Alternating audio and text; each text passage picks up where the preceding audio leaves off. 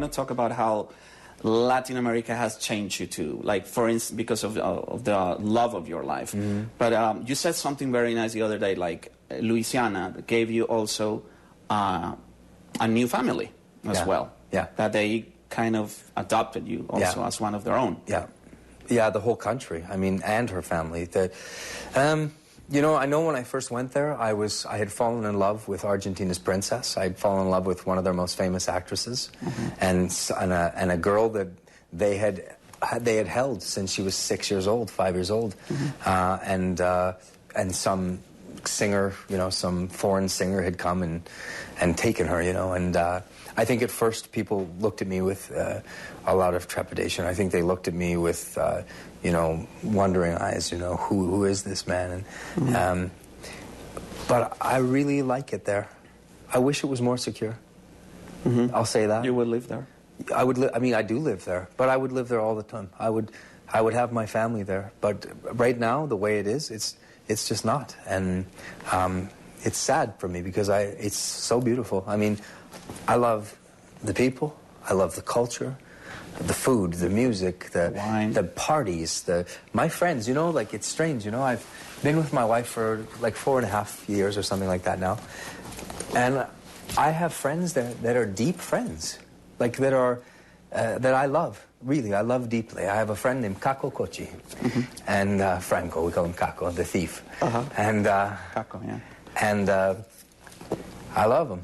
You know, I think something I've learned about the Latin American culture is that when someone is your friend, when they really love you, they love you. Mm-hmm. You know, they'll do anything for you. You get the shirt off their back.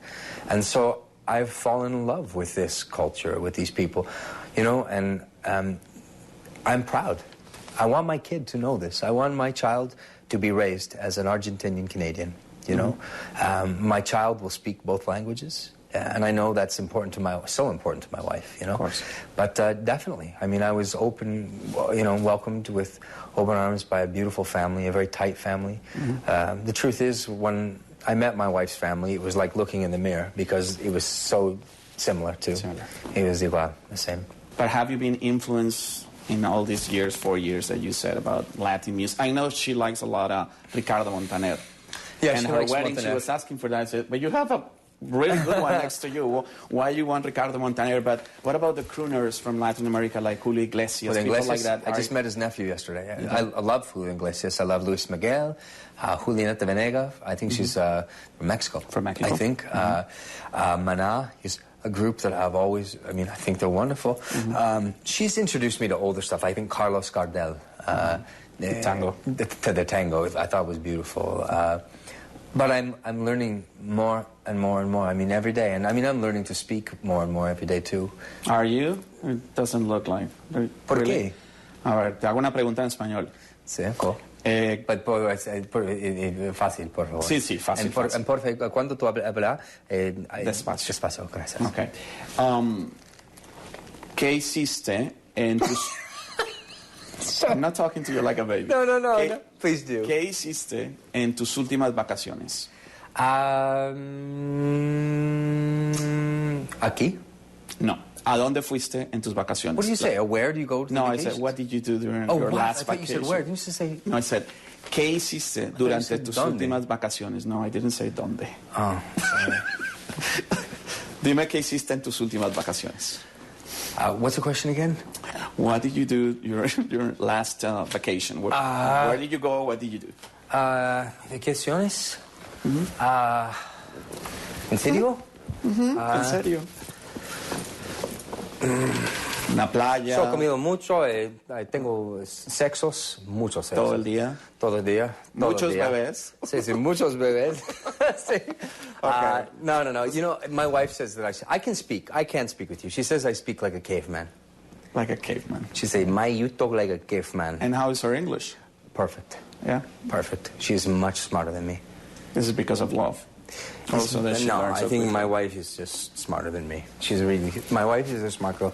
You know, like, I will sit there with her and I'll say, like, mi amor, ¿cómo se dice carpet in Español?